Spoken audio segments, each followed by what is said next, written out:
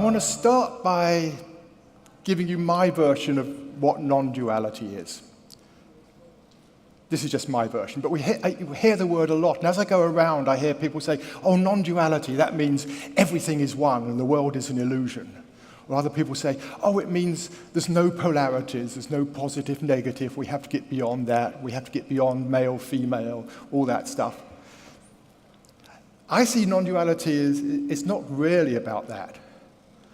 The word is a translation of the Sanskrit advaita, which literally means not to. And it goes way back to really 3,000 years ago to Vedanta, sort of the earliest teachings we have on the planet.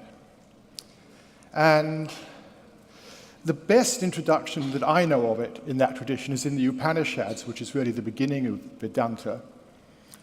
And in one of the Upanishads, the Chandogya Upanishad, a father sends his son off to school. His son is 12 years old, and he says, you must go and study with the rishis and the Vedic scholars. And the son goes off for 12 years and comes back really full of it. You know, he knows all about the stars and astrology and the herbs and the medicine and the rituals and all that stuff. And his father says, well, did they teach you about that which cannot be seen, cannot be heard, and cannot be known, yet without which nothing can be seen, heard, or known? And the son says, no. What's that? And he says, surely, if they'd known about it, they would have taught me. Can you tell me, sir? Very reverent in those days. So his father starts this long teaching. And right at the beginning of the teaching, he says, you see these two pots made of clay. They're clearly very different pots. There's a duality here. The pots are real. And they're each made of clay. The essence is the same. And the pots wouldn't exist without the clay. They're totally dependent upon the clay for their existence. And yet what we see is the pots, their shape, their size, their color. The clay, on the other hand, is always there, the essence, and it's completely untouched. It's untainted by the potness. The pot can be this or that, it can be this color, it can be broken. The clay is always the same. And he says, by knowing the essence of clay, you know the essence of all things made of clay. And then the teaching goes on, and he says, know your own essence. When you know your own essence, then you know the essence of all things. And there's the famous line at the end of each of these passages where he says that being, which is the subtlest level of everything, that art thou, tat tvam asi. And that's where that line, which Deepak was referring to last night, it comes from that Upanishad. Tat tvam asi, that art thou. So he's saying, know your own essence, and you know the essence of everything. And what he's really pointing to is we live in duality, and that's real. I prefer the word diversity to duality. Duality implies sort of one or the other. We live in a diversity of real experiences. This is real. We can't doubt this is real to say, oh, it's all an illusion. No, this is the reality we live in. Experiences, the thoughts we're having, whatever thoughts you're having now, that they're real, they exist. And they have no independent existence. They only exist because of an underlying essence, which we don't normally notice because we're so caught up on what we're experiencing, what we're thinking, what we're feeling, we don't notice the essence. So what he was saying is there's an essence there, and by knowing that essence, you know the essence of everything you experience. So that's really what I see non-duality as saying. It's not that the duality is an illusion, whatever. It's saying there is this real world, and we miss the fact there is also an underlying essence. And the question is, what is that essence? And it's interesting because he never defines the essence. He says, look within, explore yourself, and you will discover it. But he doesn't give it a name, which is true in many mystical traditions. They say, this essence, it cannot be given a name, it cannot be defined, and yet it is so familiar, we all know it so well, and by inquiring within, we can begin to discover for ourselves what that essence is.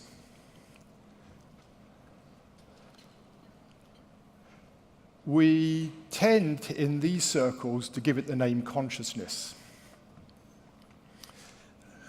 I think that can be misleading. Firstly, consciousness is a noun, it makes it a thing, and we start looking for something, and the whole science of consciousness is trying to describe something called consciousness. What is consciousness? Where does it come from? Etc.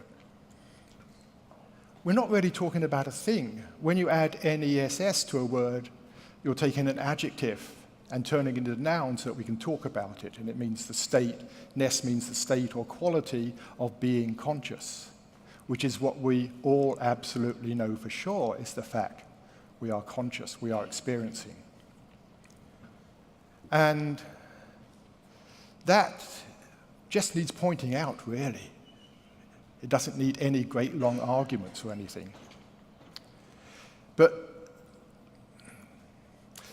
we can actually divide non-duality into two areas. There's the philosophy of non-duality, and there's many, many non-dual philosophies. There's non-dual philosophies in Indian traditions, in Buddhist traditions, in Sufi traditions, in Christian traditions. In this tradition, there's arising now in the 21st century a whole new spiritual tradition. There's non-dual philosophies, which are all sort of pointing to the fact in one way or another that there is an essence that we don't know. They're all pointing to it and saying that this is the essence of everything. The problem with non-dual philosophies is our intellects get engaged, like which one is right, or which one has limitations, is my one the right one? They're all constructs, as Deepak was talking about last night, and everything Deepak was talking about was a construct. All non-dual philosophies, they're all just more constructs in the mind, and we start getting into debates and arguments. I happen to feel pretty sympathetic to Deepak's construct, but that's just because my construct resonates with his. But they're all just constructs, and we can debate them till the cows come home. But what the teachers are really talking about is, what is the path to experiencing that? To actually tasting that essence, the path to it. And that's what I'm really more interested in, because it's really about how do we wake up to this in our own life. The philosophies can be great, they can be inspiring, they can be frustrating at times, but they can be inspiring to help us find a path, to follow a path, to wake up to this essence.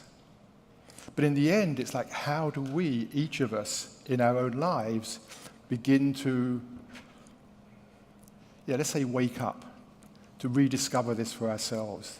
Because that's what it's really about, and that's what changes our lives. And somewhat ironically, many non-dual teachers will point out there is no path. That's another sort of characteristic of non-dual teachings. They say there is no path to this, by which they mean there's nowhere to get to.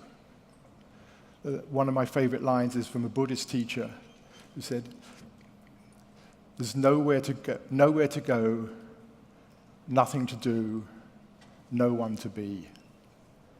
There's nowhere to go. We're not trying to reach some exalted, marvelous, exotic state where everything's transformed and we see the world differently. I used to think that way when I first got involved in all this. I thought, it's going to be like some amazing trip or something, and everything's going to be, wow. There's no different state we're trying to get to, which means the second line is there's nothing we need to do, because we're not trying to be something else, get somewhere else. In fact, the doing is actually what gets in the way. And so many teachings talking about stepping back, doing less and less, to begin to notice what is already there. And there's no one to be. So much of the time you say, I am this, I am that, and I am Peter Russell, whatever it is, I am meditating, etc. It's letting go of all those identities and coming back to discovering really the essence is, what is it we truly are? J.P. Sears last night was pointing out jokingly about that question, who am I? Which is one of the sort of the essential questions of the non-dual path. That's the way Ramana Maharshi phrased it, who am I? That inner exploration. The problem with that question is it's very deceptive. It leads us off in a wrong direction. Because as soon as you say, who am I to anybody, you do this in exercises. You put people down, you put them in pairs and say, explore the question, who are you? And people say, oh, I am this, I am that. And they go on for hours. There used to be, in the 80s, there was this very popular workshop called the Enlightenment Intensive, where you sat down for a weekend saying, who am I? It's, no, I'm not this, I'm not this, I'm not that, I'm not this, I'm not that. I'm this, no, I'm not this, and I'm not that. Ultimately, the mind lets go and people go, it's just this. It's just this meanness, this sense of being. You cannot define it. As soon as you ask, who am I, you're off in the wrong direction because you're looking for something, some object, some experience you can identify with. The word identify means, it comes from the Latin, it means to make the same as. If you're making yourself the same as something, then it's clearly not what you are. So the question, I prefer to put the question, what am I? Or what does the word I actually point to when we use the word I? And that's an inner exploration, inner inquiry of what do we actually mean by I? And as most of you know, as you do this exploration, what you're coming in touch with is that sense of being, presence, me-ness, of being conscious, that's always there, that's the same sense of I-ness that's always present. It's the same sense of I-ness that was there when you were a child. Our experiences, our personalities, our philosophies, our lives have changed, but that core sense of me doesn't change. It's always there. And that's what they're pointing to, is recognizing that sense of self. But we don't normally recognize it because the mind is so full, particularly our Western minds, so full of thinking. And we get caught up in our thoughts and follow our thoughts because most of them seem really important. They're things we've got to do, things we've got to work out, things I might need to take care of if something happens or whatever.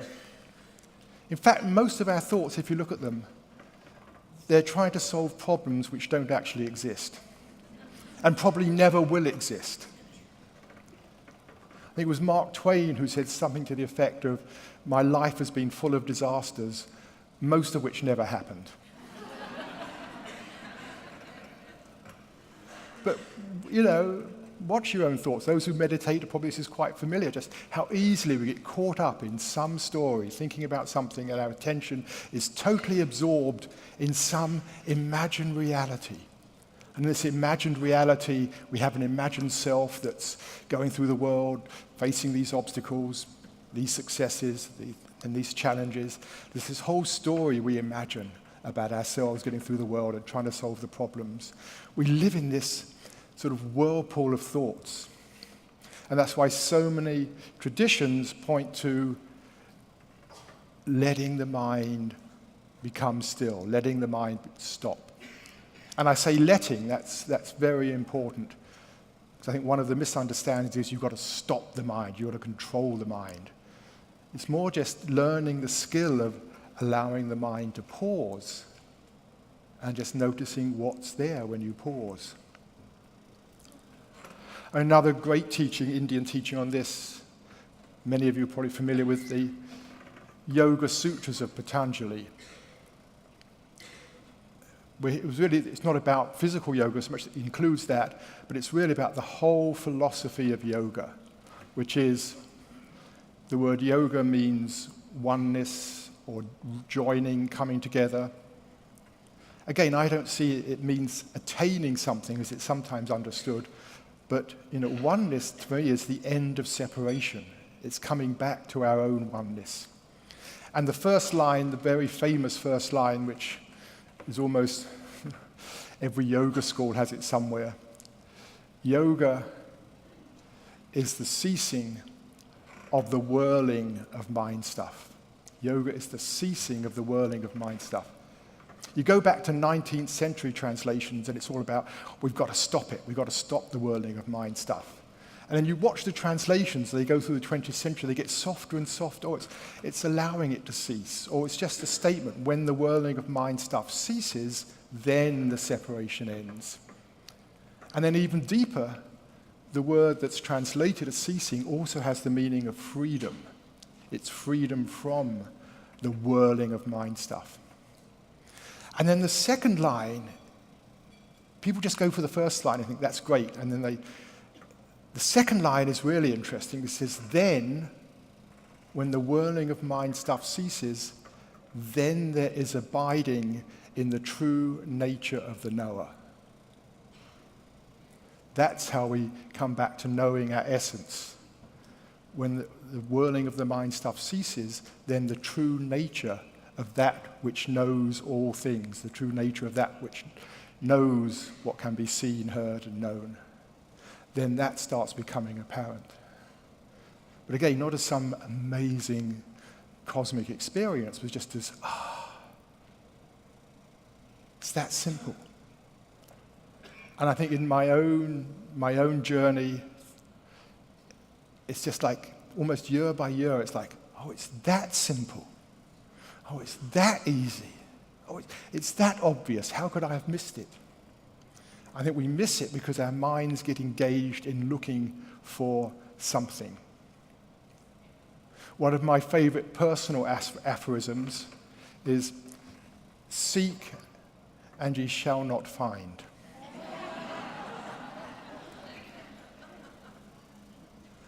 Because the very attitude of seeking is looking for something else.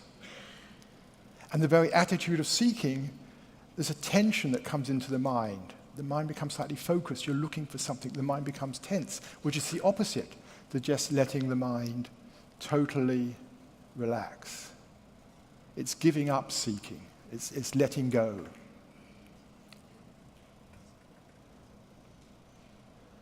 It's just